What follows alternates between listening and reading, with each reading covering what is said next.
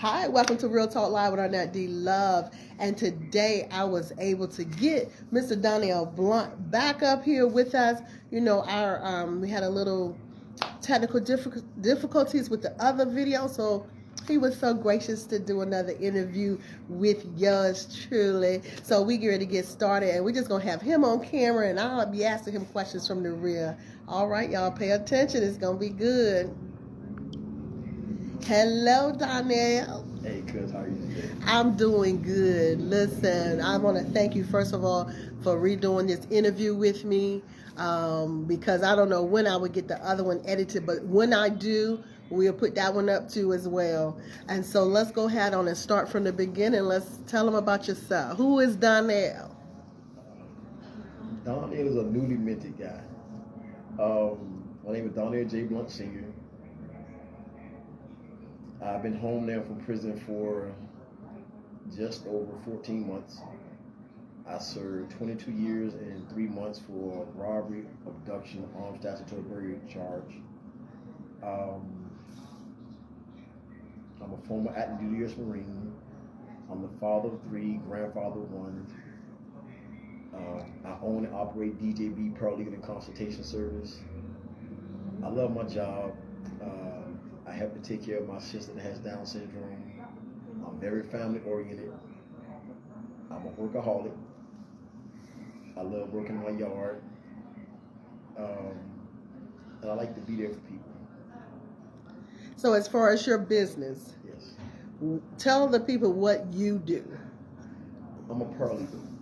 When I first came home, I went to work for attorney Michael Massey over here in Portsmouth. And I stayed there for a while, and they ran a story about my life on Wavy TV 10. Eventually, my company took off as a result of that story, and I began to pick up work around the state and then around the country. So I handle civil and criminal matters, drafting documents for clients. I have a lot of attorneys that hire me to draft certain documents for them on behalf of their clients, while I do legal research. I kind of subcontract with attorneys. That's kind of how you would look at it. I'm responsible for payroll, make sure taxes get paid, and so forth. But what I love to do is I love to research a case. I love criminal cases. I love civil cases. The reason why is, having been subjected to the criminal justice system here in Virginia, it left a lot to be desired with regards to how things are done. It's not enough to just simply say I did not do what I was in prison for, because I did that. It was the fact that they knew it. That the night before my trial, they took the victim of my case a picture of another guy. And this guy, the victim told the officers, that's the guy that robbed me. And I actually have that documented. Over the years, I would learn that, and this was after my trial, I would learn that there were numerous pieces of evidence that was withheld for myself and my attorney back there, Miss Kim Crump, and she did an amazing job. Back then, I didn't understand how much of an amazing job she done, because I did not understand how much had been withheld from her. While I was in the system, I learned how to understand the law as it applied to my case. Understanding how the law applied to my case, I was able to glean a little bit about different types of cases at the same time. But I was mainly focused on myself. In prison, I learned that if you speak up about how prison is run, you put a target on your back. And I did that because I was not one to sit in silence. I am a Marine. I was an active duty Marine at one point, and I will always be a Marine. So I believed in standing up for what was right, what was just, and I did that. So the target was on my back that I was a troublemaker. And the trouble was that I would not allow prison staff to do what they wanted to do when it was illegal, when it was inhumane. That had me subject to lots of reprisals. I was eventually sent to the notorious Red Onion State Prison.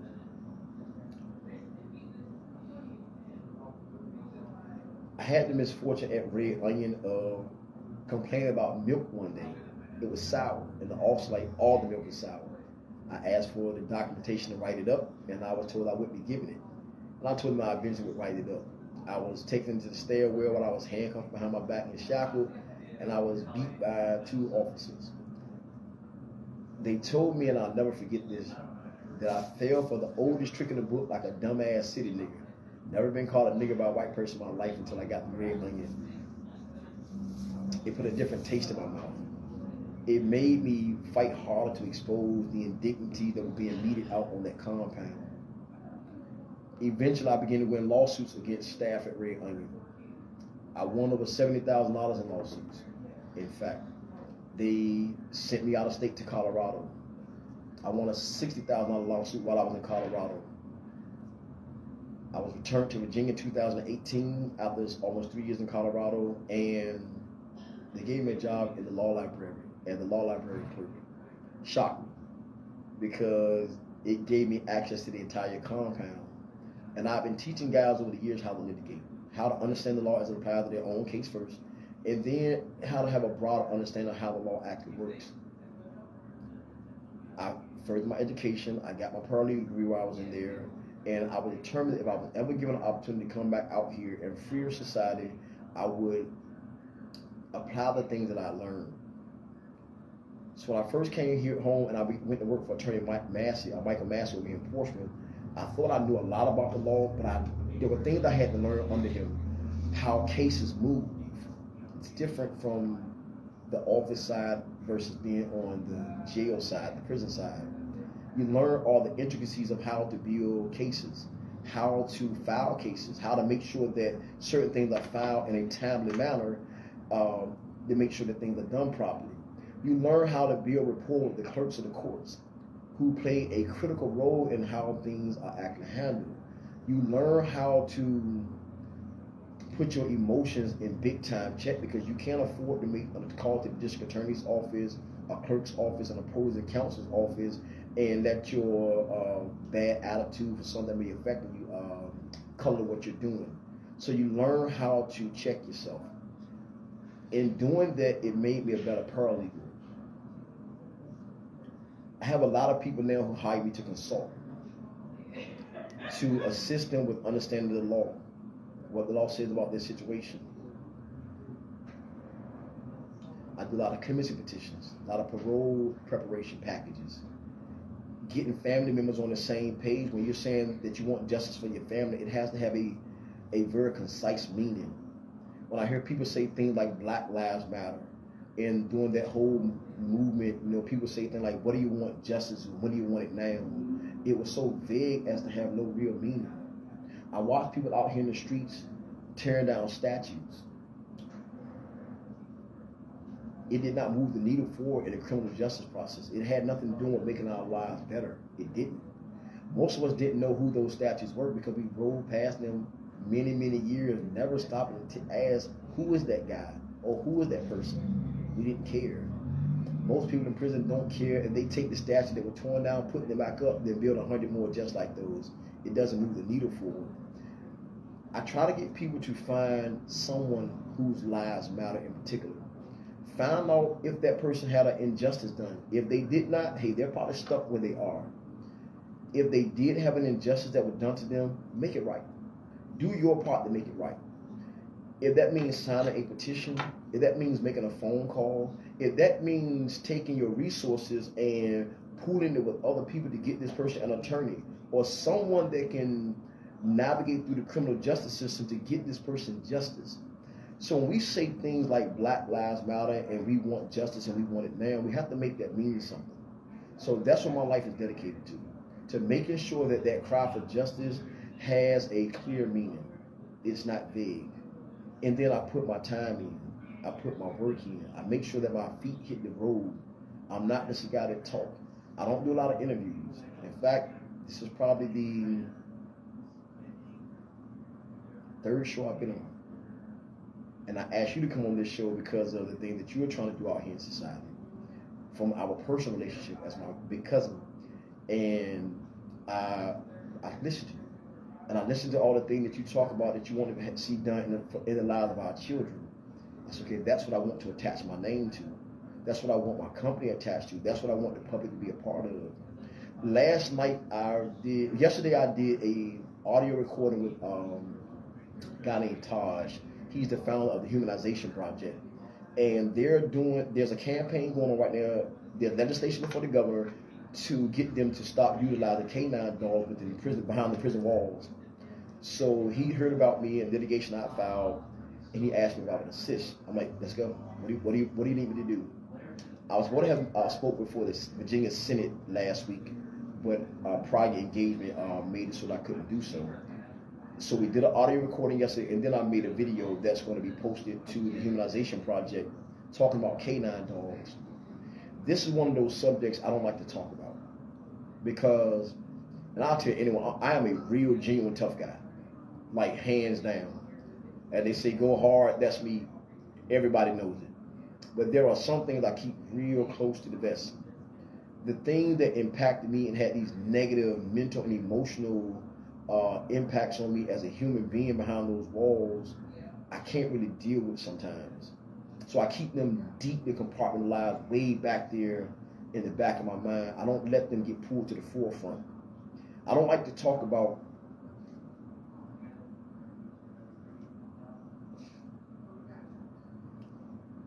seeing instances where an altercation breaks out. And it's going to happen in this prison. They're all men, testosterone's in the air, guys are posturing, guys have this tough exterior, and this you're not going to back me down mentality all too often. So things happen. It's prison.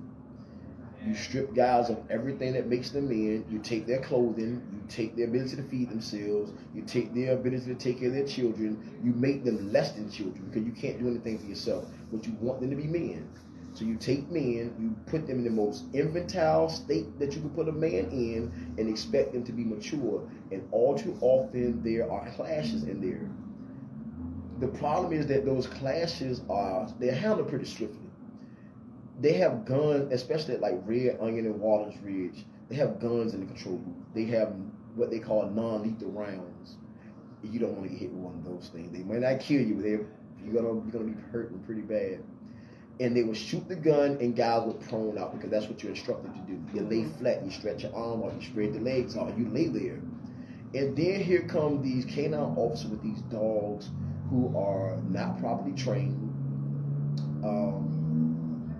And I've seen them actually take dogs and throw them on top of people. Because the dogs are coming sometimes and they're scared to engage you. And they will put the dog on guys who aren't combative. And you see someone get chewed up by a dog and they're hollering and screaming. I don't like to watch the old civil rights footage where they're out there with the fire hoses and those canine dogs, those billy clubs. I don't do that. It's too much for me. Because when you live that firsthand and you watch that in modern times, it does something to you. There were instances where in segregation, when you move one point to another on the compound, you had to sit in a wheelchair and they would wheel you so that you couldn't like lollygag walking across the yard. And it made transportation smoother like that. But the canine dogs were always on the boulevard and they would lunge at you. It didn't matter that you were in the wheelchair, handcuffed and shackled, two officers on your sides, rolling you across the yard. The dogs out there lunging, trying to bite you in the chair. And I wrote it up one time, and their response was, "Oh, they're being maintained by the leash." My response was, "But the handler is playing tug of war with this dog that's out of control. You can't have a dog that does not obey verbal and non-verbal cues. These dogs are a threat." They didn't do anything to move these dogs. They didn't do anything to improve the training. So now here we are 2 decades in. We have so many dog bites on record. So many people who have been physically, mentally, and emotionally scarred from being chewed up by dogs. So when this guy asked me would I be a part of this project, I had to let myself become vulnerable. And I had to get on tape and talk about what I experienced up in those mountains. And that's hard for me. You have been gracious enough to allow me to bring some of my clients on your show to talk about one of my cases. This is a case that's close to me with Mr. Roscoe, Emmett Roscoe. And I don't generally let myself get that close to families. But this young man's case is special. I have other clients just like this. Detective Robert Ford over here in Norfolk. This man is a criminal. He did 12 years in federal prison. And I have about 6 guys whose cases he was on. This man was dirtier than dirty. And they're just there saying, "Oh, we're gonna open up all of his former murder cases." This man came over here in Portland and testified that a guy was giving him pertinent information on a murder case that allowed him to close the case. It never happened. But the guy had paid him so that he can get a time cut over here and not go to prison. And it worked. If he had the audacity to do that, what else did he do that we don't know about? How do you hold men in prison that Ford had his dirty hands on their cases? So now myself and there are different individuals who are also involved with trying to overturn Ford's cases. So my daily life is fight for other people. There are times where I'm exhausted. I get mentally, emotionally exhausted. And then I look around at other people who have had to deal with this exhaustion. Let's look at the men and women that we honor and we revere as great leaders of different eras. We look at Malcolm X. We look at Martin Luther King. We look at Nelson Mandela. We look at Sojourner Truth. We look at Angela Davis. These were people that did not have to go through the indignities they suffered. They were educated.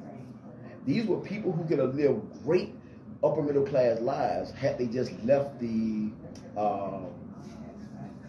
state of affairs of their people where they were. They would have lived great, comfortable lives. Even when they came into conflict with the U.S. government, and the government did everything they could to shut them down. COINTELPRO, the counterintelligence program that was implemented by J. Edgar Hoover to shut down these organizations that were trying to improve the lives of our people. They said, listen, okay, you won't go away, we'll pay you to go away. We will incentivize you to go away. Go away and leave these fights alone. They didn't do it. And this is what gives me courage. This is what gives me the strength to keep doing what I do. Because I ask myself, if not me, then who? If not now, then when?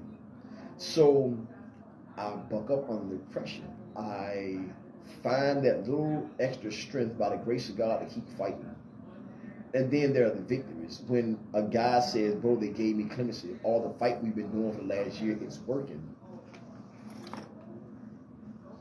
When I'm outside washing my cars, I work hard for my cars. So, I'm like, I deserve these cars. When I brought a new paint gun the other day so I could paint my fence in the back of my house. And I'm like, I work hard for this. So the fruits of my labor pay off. I'm not out here menacing society.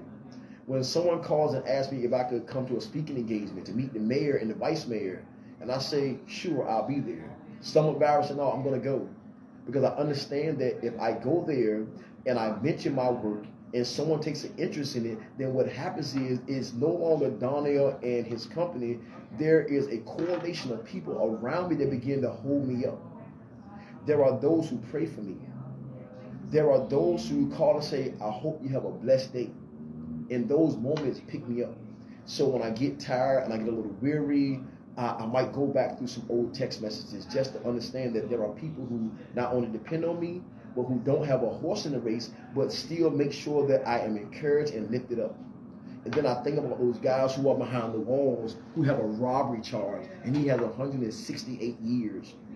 Richard P. Kern, the former director of the Virginia Sentencing Commission, Mr. Kern said that under the old law, prior to January 1st, 1995, a life sentence was satisfied with within an average of 17 to 19 years. He said, and a life sentence was reserved for the most heinous of crimes. Someone didn't get that memo. This is a man who was trained in the science of penology. He said, under the Virginia Sentencing Commission, as the chairman, a life sentence was satisfied within 17 to 19 years, and a life sentence was reserved for the most heinous of crimes. So how does a guy get a robbery charge and get 168 years where no one was hurt? How does a guy get a life sentence for a robbery charge where no one was hurt? Should he do time? We're not dumb. Yes, he should do time. Should he be given an ability to correct himself? Absolutely. But to throw him away and say he does not matter anymore because he committed a robbery, he pointed a gun at someone or he put a knife, and you get guys getting this kind of time for strong armed robbery. Guys going to a bank, and you know most guys that rob banks in about 9 years. You go in a bank, get about 9 years robbing the bank. You rob someone on the street with a gun that sell dope. Let's clarify this a little bit more. You go rob a dope boy. You're going to get the same kind of time. They're going to destroy 2 lives now. They're going to get him for selling dope and get this guy for robbing him. And give y'all so much time that you're, in reality, you got multiple life sentences. And then there are instances where you have what's called legally innocent, where they don't have cases. So what they do is they use this snitch, the jailhouse snitch, the proverbial jailhouse snitch. Picture this. You're locked up for, this person locked up for robbery, murder, whatever the case may be. His case is well publicized, know the details. I'm in the park with this guy. Now, all the person in the park will do is say, hey, detective, I have some information for you. The exact opposite of what that guy is claiming, he goes and said, he told me he did it. He said he did this, or he said he did that. They don't have a case against this guy to start, but guess what? That jailhouse snitch, which is not, it's actually a jailhouse liar, that jailhouse lawyer gets a get out of jail free card. Doesn't have to be corroborated. But in Virginia, we allow that lying individual to jump on people's cases. And a lot of these guys have perfected this. They have perfected to the point where, let me show you what they do. See, the district attorney's offices know that they can't send a guy in and talk to you once you have an attorney. So they have their snitches already in there. They say, hey, we're not going to go talk to the snitch, but we know they're going to be here to talk to us soon. So they make sure they have their snitches strategically placed in different housing units. And I got to stop saying this, these jailhouse liars. These guys who have become professional at getting on people's cases. So when I get these kind of cases, I fight harder. I research harder.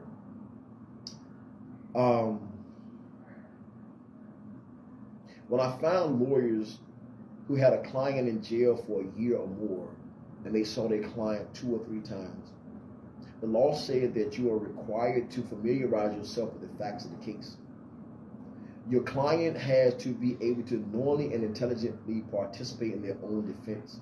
But how can you do that if your client doesn't know you? You haven't sat down with 2 or 3 times with your client. How do you get the story? How do you have that back and forth that's necessary in order to ferret out the information that's needed versus that which is not needed? You don't have the time. And then you have a caseload over here that is so big, you really don't have time to get back to this case right here. So whether you're doing it by design or you're just negligent, or your caseload simply prevents you from giving these cases the time that they need, what happens is a client who is ill-served.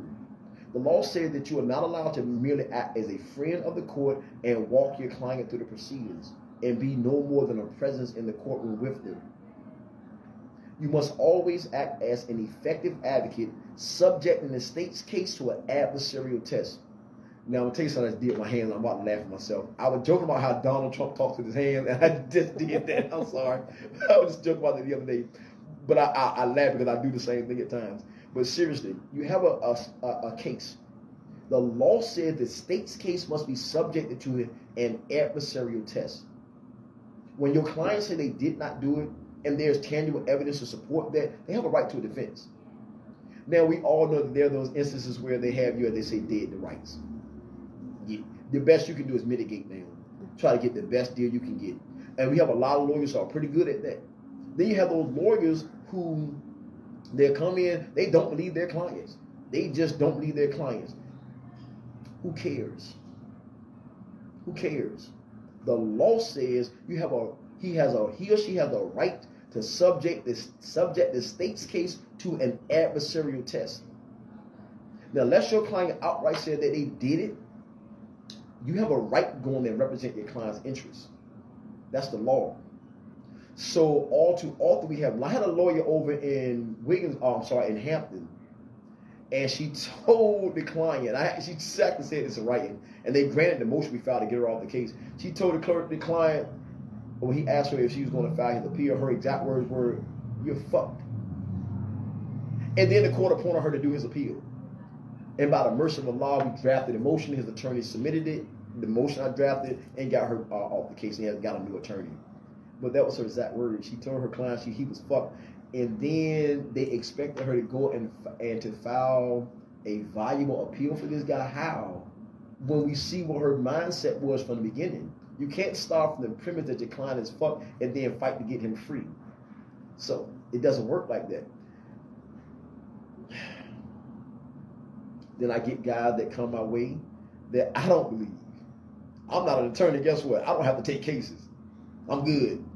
And I've told guys, you're a liar. I don't believe nothing you just said. And anyone with a half a brain would not believe anything you said. I had a mother come to me with a rape case. Young man had 4 rape cases in 3 cities. This lady offered me some big money. She offered me like 3 times my normal fee for each case. Big money. I said, I can't help your son. I said, ma'am, you would have to believe that all the police officers, all the forensic investigators, everyone in 3 different cities with 4 different women conspired together to lie against your son.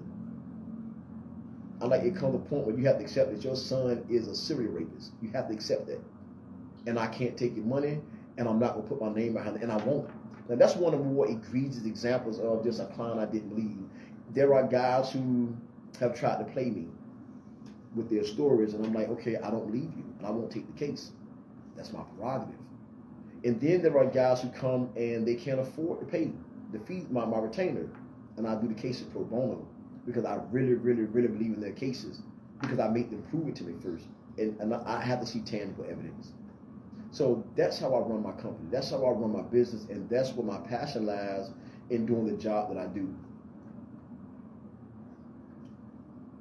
When I look out here in our city and I see our kids being cheated out of their lives, I have to ask myself, what can I do? And a lot of times, like, okay, I'm going to start a nonprofit and get out here and start putting the kids in. Sometimes that doesn't work. I'm not interested in the money. I have my own money.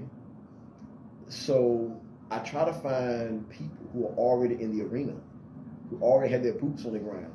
I don't need to be on the forefront. That's why I don't do interviews. I don't need to be on the forefront. I find someone who, when you talk to them on different occasions, it doesn't change. I'm like, wow, okay, this person really wants to help. And I'm kind of bringing this back around to you because it kind of gives you what drives me. And when I hear someone whose child that does not have any more children in the Portia school system say, Portia school system has to be made just that much better. That does not tear down those who are currently working, because we're not trying to tear a system down so much as just enhance it. And that's why I come to talk to you. That's why I trust bringing my clients over here to you, to your platform. That's why I trust bringing my name over here to your platform, because I trust you. I trust what you stand for. I believe this statement. Vaughn always say this all the time. Out of the abundance of your heart, your mouth speaks. And you talk to someone long enough, what's really in there is going to come. It's going to come out of there. So when I see she wants to be on the school board to make a positive change, to help to implement some of the good things, that technical school over here. When we had that conversation about that technical school, I was astounded to hear that. And that was, for me, that was the moving part for me right there. Let me tell you why. My daughter graduated on the dean's list from ODU. You know what she said after she graduated on the dean's list from ODU? What? That I hated school. Many times she asked me because she stopped going. I was, while in prison, I brought my daughter a 2018 Nissan Versa. This was March 2019. I brought a 2018 Nissan Versa because she's a hell of a student, hell of a child. And she started her nail business while she was at ODU. My daughter works full time for herself, and she owns the first black-owned nail supply store in Virginia. And I agree with my daughter. My uncle said that when he would come to our visitation, it was like being in a board meeting. And I push my child sometimes maybe a little too far because I want her to have her own. But my daughter said that when she talks to people, she recognized that college is not for most people. You have to have trades. I popped the pipe in my backyard a few weeks ago. The plumber said he was going to charge me $375 to come out. $375. He said, and expect the price to go up. I went on YouTube. I called some contractors. I'm like, hey man, and I have the money, but I did not want to shell it out. Absolutely. So I taught myself how to go back there and fix that pipe. I opened that wall up and I did the job myself. And then I went back to my contractors, back to YouTube, and I put it back. I'm at TCC right now, trying to get my political science degree. And after talking to you, I am utterly convinced that I'm not going to disengage from school, but I'm also want to go and get my plumbing certifications. See, it's that kind of talking, that kind of back and forth, that kind of sharing, and realize that, okay, I'm not the only one that listens to my daughter about trades, and to hear someone saying, I want this done on a citywide level, so our children have a technical college to go to, so that they're not stuck between that choice of college and the military, or going into a warehouse somewhere. We want to give our children options, because what comes with that trade? Having your own business. What runs America? Small businesses. So when I hear you talk like that, I don't care about political connectedness. I don't care about I'm talking about yours. I don't care about your money. All I want to hear is about what you want to do for our children. Okay, she had the right ideas. Let's give our children the best options. So I come over, I make the drive over, and every time we talk, I love it.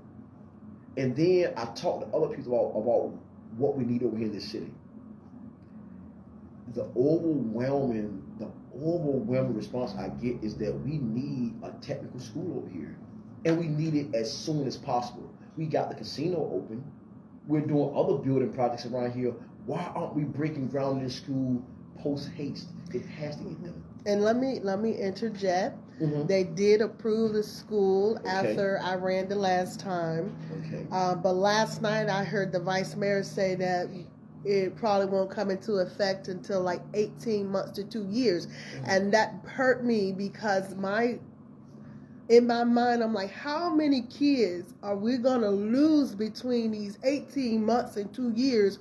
Or how many kids, when you look at it positively, how many kids can we save within the 18 months and 2 years? And I just feel like this should be an utmost important event to where we can rush this thing a little bit before 18 months to 2 years. But that's my passion. That's how I feel, because I certainly care about our kids. I certainly care about who's going to be there to stand in the gap for me. I care about them being able to make a living so they won't turn to these streets. And one thing important that most people don't understand, or it just goes over their head, you have to show that you care, and you have to show that you love them. You can govern anything. But when you know how to govern with a sense of loyalty, a sense of care, and a sense of love, you will show these people that they are important. You will show our babies that they mean something, and they can do more than just graduate. They can escalate. They can be successful. And that is what my drive is, because it was not easy for me leaving home at 17.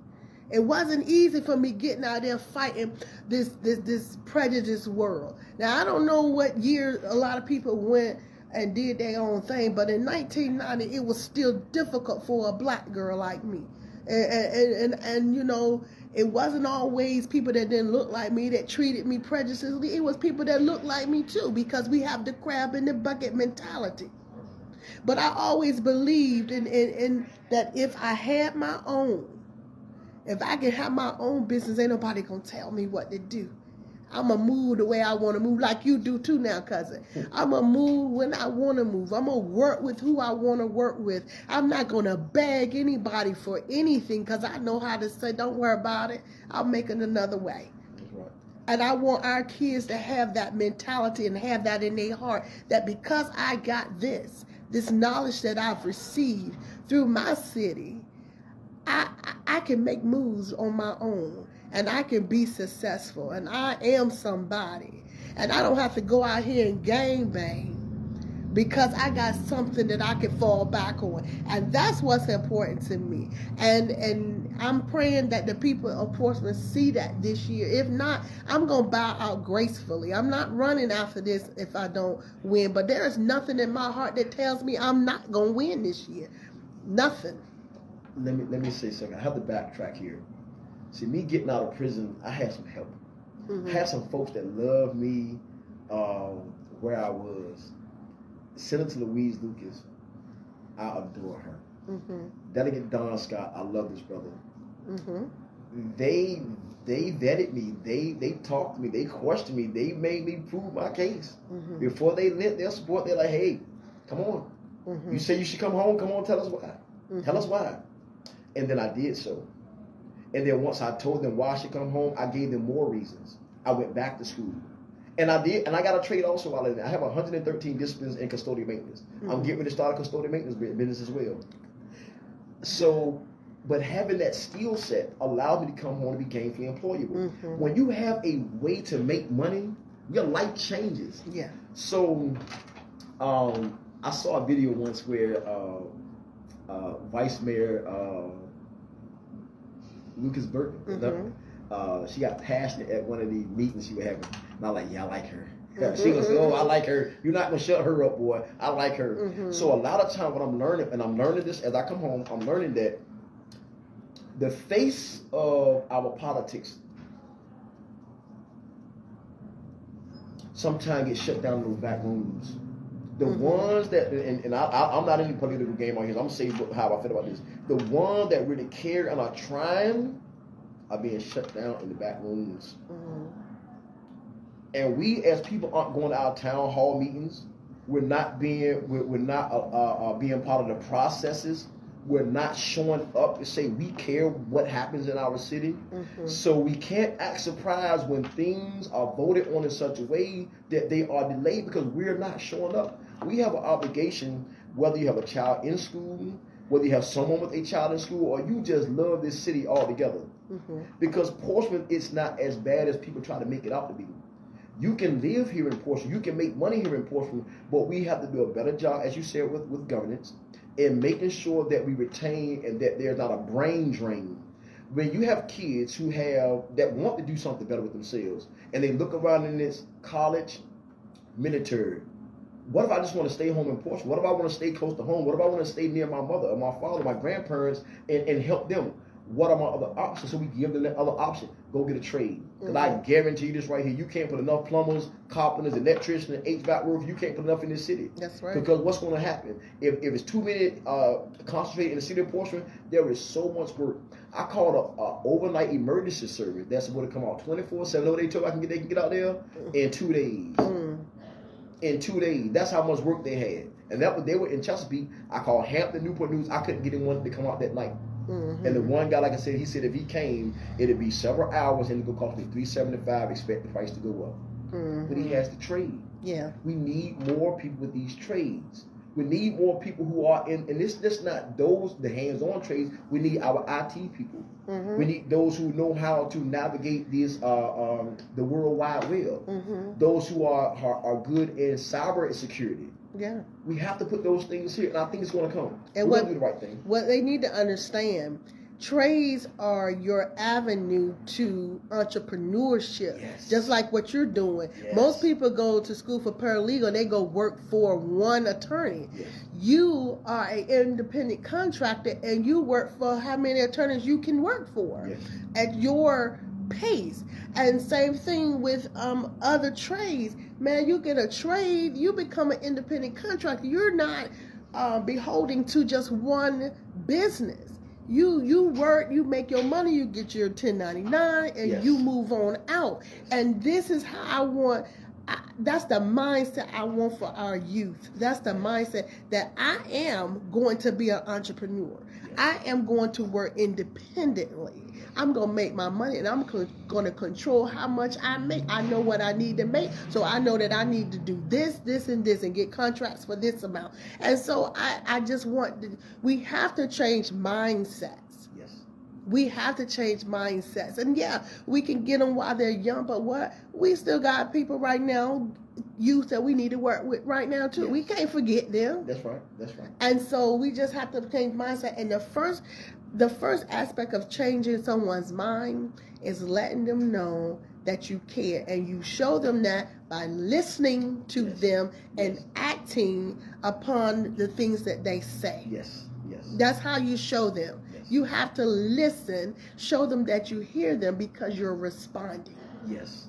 And until we do that, we can pray all we want to, but faith without works is dead. I have one more question. What happened to the community centers in Portsmouth? They still have them, but they don't offer what the community centers in Virginia Beach offer. Where are they? Like literally, where are they physically? You got one down the street or around the corner. You have them. They're here. You still got one in Cavalier Manor. They don't have one in the one in Cavalier Manor I think is the one Portsmouth closest to where I used to live. But yeah, that's two. Yeah, they got some more. I can't give them all, but they do have some. But let me say, okay, you got one in on Turnpike. That was a good Mount Herman. I remember Mount Herman. We still play basketball. Yeah, so you still have and they still playing basketball. And that don't get me wrong because we don't have much time, but we they're coming up with ideas to attract the kids. I must say that they really are different programs and stuff like that. But it's different, They're still the same buildings. You go to Virginia Beach, they got swimming, they got different things like that. They got a big old field out there where they can a sports arena and stuff like that. Yeah, so that's what's going on, and I'm like, why we can't have that here in Portsmouth? I just signed me and Shaquanta up for the Y the other day. The program is phenomenal. Which Y is this? It's in Chesapeake. Oh, okay. Well, is the one on Taylor Road? Oh, okay. Well, I go to the Y too. I got the Y too, and they swim. They have the pool, so I appreciate that. And I mean, there are programs. Okay. There are programs, but remember when we were little, we had programs we could walk to. We had programs that was right there at our fingertips. Yes. All we had to do was walk down the street. Yes. You know what I'm saying? Because they were everywhere. Yes. You had track, basketball, you had pool tournaments, you had baseball. We even had drum lines, dance girl, all these different things that and they still have that. Grassroots businesses. They got the dancing for the girls and stuff. I mean, there's stuff here. There's stuff here, but the parents magnified. But the parents do have to take an active interest in their kids too, and to get them there. Okay, you do have to do it. We would like to say stuff, and we got 3 more minutes, y'all. We'd like to say stuff starts at home, right? Yes. But we don't know what we're looking at home. So if we can help out home with the community, let's do that, and let's stop pointing fingers, because home might not know what to do. The parents may not be mature enough or educated enough to know how to parent. Right. You see what I'm saying? So, and I'm gonna be honest with you, most people that's not educated enough to know how to parent is not going to take your olive branch when you say we have parenting classes. They're not going to do that. Tell me how to raise my child. Yes, right. So let's do this. Let's have a backup. Yes. In the community. Yes. In the schools. Yes. Let's back them up. Yes. Let's have their back. Yes. That's the way I look at things. I'm not going to point fingers at people. I'm going to back you up. I like that. Okay? And so, cuz I thank you so much for coming on this show again. And I thank you for asking me to be on my show.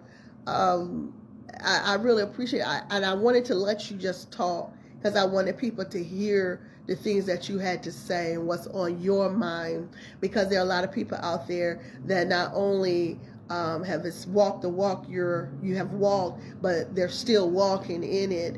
And if they need your help, I wanted them to hear all that you're doing, and then the inspiration of coming out of prison after 22 years and 3 months and being able to be self-sufficient. That says a lot. I love it. I love to see people do that, and that's why I'm so fond of Don Scott, because he took the bad and made better.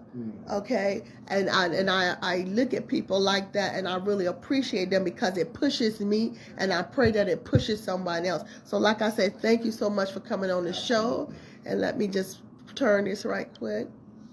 Listen, thank you so much for listening to Real Talk Live with wArnette D. Love McSwain. Y'all know I get a little passionate, and that's being my cousin. He get passionate too. So before we know it, we both will be in here in tears, because we do get passionate about the way that we feel about our community and the way that we feel about others. We had a very strong grandmother, and she always taught us not to say why me, but to say why not me? Why not put myself in a position to help somebody else? Because God doesn't have us on this earth for anything other than to serve him and his people. No matter who you call God, there is one God. And so we both understand that and believe that, and we know that we are here for service. So I thank y'all so much for joining Real Talk Live with W'Arnette D. Love. Remember that God loves you. I love you. Make sure you love yourself. Then go on and love someone else. Until we shall meet again, may you be tremendously blessed.